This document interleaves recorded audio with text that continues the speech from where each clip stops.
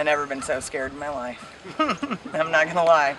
I'm used to the refuge and all of our safety protocols and everything, you know, the way we build stuff. And, you know, Walter, this is Walter, and Walter had access to a few different areas here. And so kind of everywhere we turned around, we didn't know where there was a cat or where it could go. And so it was a scary thing.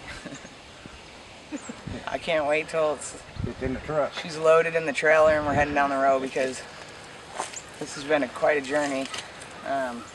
All the building that we've done and anxiety coming over here and moving all the animals safely. It's been incredible. So it's one big huge success story, because 34 animals were here at one time, and this is the last cat heading out and going to a great home at Turpentine Creek. Well, this is another area over here I'm walking to where there were, gosh, I don't know the exact number. I got it on our newsletter map, but you can see where there were cages all through here. Every one of these dens represents where there used to be a tiger. Now, some of these were already empty when we got here. In all fairness, I have to say that. But most of them, you can see the T-stake right there. You can see where the cage was. They tore it down. You could see a carcass that was eaten out in the back. And there was a cat everywhere you see one of these boxes. And it's this is a good example of how not to store and care for big cats. Now, the caging just has to be built better. Not that at Turpentine Creek everything is perfect. I don't want to ever say that. We've got cats in cages still that deserve a better life, and we're working hard to make sure they get them. But they deserve better than this. And that's why we're involved. Betty couldn't give it to them. Her health is just diminished to the point she can hardly ride the tractor up and down the hill to bring them food and water. She's got one helper, Martin, and he's been the one that kind of helped her out. You know, this is like a big cat ghost town.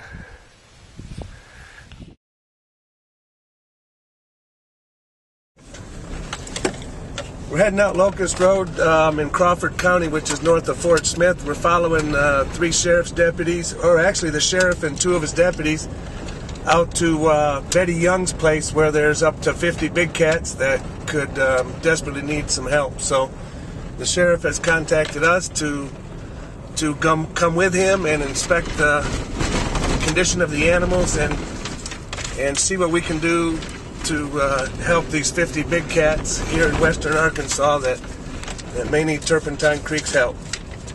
It is November 1st, about 11:30 a.m.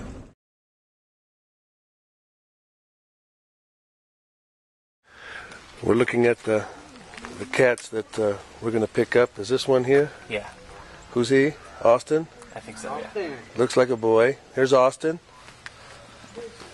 Hopefully Austin will load in the trailer without any help. Just jump in the little trailer guy. Make life easy. Pretty boy. Yeah. Pretty boy.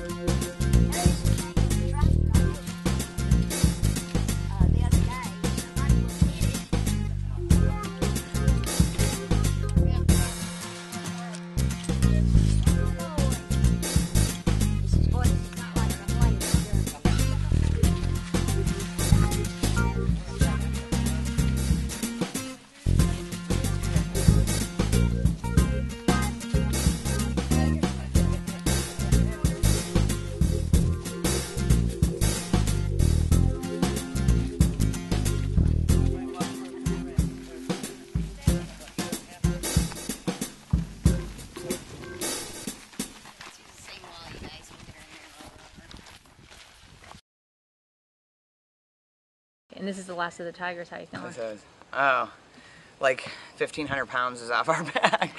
It's been, what a journey and what a success. So to go from scary and, you know, not knowing what's going to happen every time you turn around, knowing what a team that we have at Turpentine Creek, and we've built every one of these animals a new safe home, and the doors are closed and we get to go down the road and a little piece of history, I guess.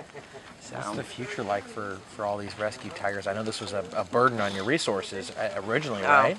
Yeah, it's been a burden not only on the resources. I mean, we had to build everything brand new. It wasn't like we just had a facility pre-built that the animals could come.